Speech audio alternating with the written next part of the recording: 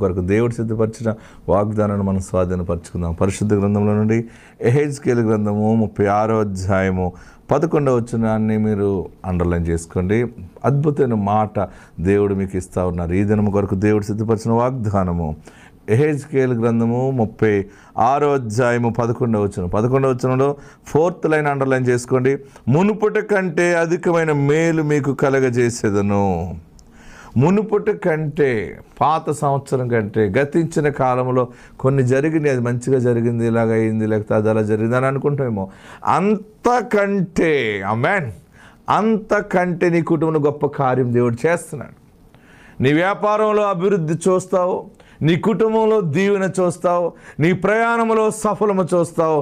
అన్ని కార్యాలు ఏంటి, అసలు నేను అనుకున్నది వేరు, జరిగేది వేరు. ఇప్పుడు అంతా కూడా డిఫరెంట్గా జరుగుతుంది.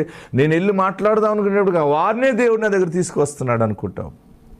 మునుపటి కంటే అధికమైన మేలు.